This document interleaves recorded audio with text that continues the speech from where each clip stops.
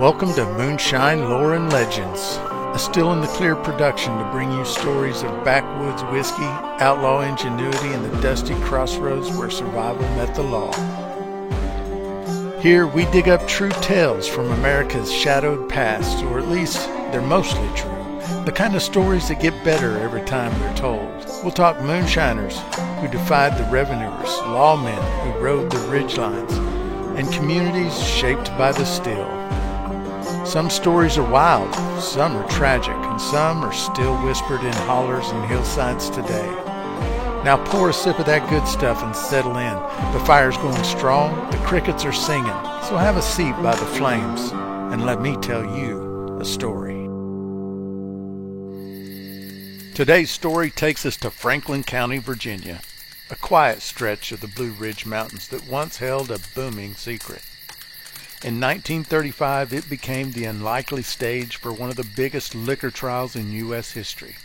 They called it the Great Moonshine Conspiracy Trial, and when it was over, the government had arrested dozens of people, including sheriffs, lawyers, and some of the best-known families in the region. This wasn't just about whiskey. It was about power, pride, and a secret economy that had kept a whole county afloat for years. And like any good conspiracy, the deeper you dig, the more tangled it gets. Franklin County didn't just dabble in moonshine, it was soaked in it. By the early 1930s, it had earned the nickname Moonshine Capital of the World, and not without reason. Nearly every family in the county was involved in some part of illegal whiskey trade, and when I say involved, I don't mean just running a still. Kids hauled sugar, grandmothers stored jars in root cellars, local mechanics souped up cars to outrun revenuers. Even the preachers were said to have blessed a few runs. Quietly, of course. In Franklin County, moonshine wasn't a crime, it was commerce. It put food on the table during the Great Depression, it paid property taxes when the bank was knocking, and it made sure the doctor would visit when there was someone sick. So when the federal government came sniffing around, folks didn't exactly roll out the welcome mat. In 1933, national prohibition was repealed, but that didn't end the moonshine trade, not even close. In fact, in places like Franklin County, it accelerated. With legal liquor taxed to the heavens, there was still good money in going around the system, and the government knew it. They launched an undercover investigation, quiet at first. Agents moved into the area, posing as farmers, businessmen, and traveling salesmen. They attended church suppers, bought hogs, played cards at the general store, and most importantly, they asked questions and they took notes. Over a year and a half, those agents built a case, a big one. They tracked shipments moving by night, they followed sugar purchases by the ton, recorded whispered deals in parked cars and creekside clearings. They watched as jars of clear whiskey moved from hand to hand faster than any bootleg Model A could drive. And they discovered something else. This wasn't just a local hustle. It was an enterprise. Bootleggers weren't just running to nearby towns. They were moving product as far north as New York. Some routes led to Chicago, others down into Georgia. Franklin County had become the heart of an interstate liquor web. And at the center of the web were people the community trusted most. Deputies, county clerks, local business owners, even the Commonwealth's attorney himself. In the summer of 1935, the trap was sprung. 68 individuals were indicted. Among them were law enforcement officers, elected officials, and members of some of the most respected families in Franklin County. Some turned themselves in, others had to be dragged from their homes. One man reportedly tried to bury his ledger in a hog pen, hoping the stink would keep the feds away. Didn't work. The trial that followed wasn't just large, it was historic. It ran for over 2 months in Roanoke, Virginia. Locals called it the Moonshine Circus.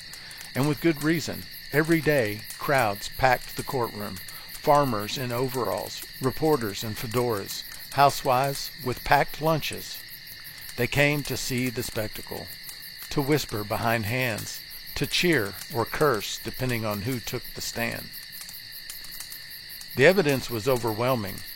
One woman testified she watched her husband pay off a deputy cash in a brown paper sack in exchange for silence. Another witness described hauling hundreds of gallons of moonshine each week. "I passed 3 patrol cars on the way out of county," he said. "They just waved." Ledgers were entered into evidence. Some showed thousands of dollars changing hands in a single weekend. A few defendants claimed ignorance, others denied everything, but the paper trail didn't lie, and neither did the jars, some of which were entered as evidence, marked with names, dates, and destinations written in pencil across the lids. When the verdicts came down, 34 people were convicted. Most served short sentences, 60 days, 90 days, maybe a year, but the scars ran deeper than the jail time. Families were split, businesses closed, trust evaporated. Neighbors stopped talking, friendships went cold. For the first time in decades, the county's stills ran quiet, at least for a little while. The trial didn't end moonshine in Franklin County. Nothing ever really did. But it changed the way it operated. Gone were the broad daylight deliveries and bold defiance. In their place came deeper hollows, quieter deals, more caution. The open bribes were replaced by coded messages.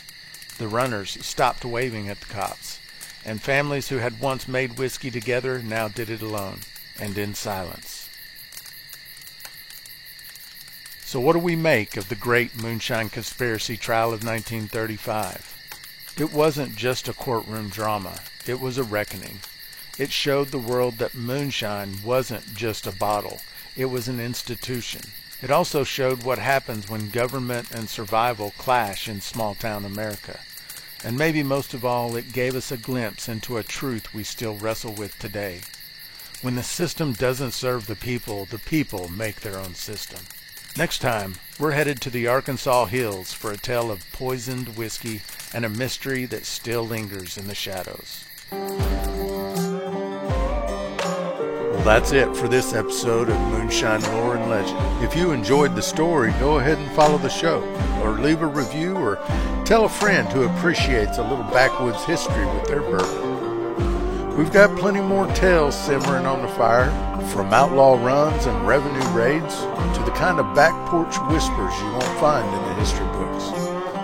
So until next time, keep your mash warm and your barrels hidden, and keep that shine flowing. I'm Cyrus. Thanks for sitting by the fire with me.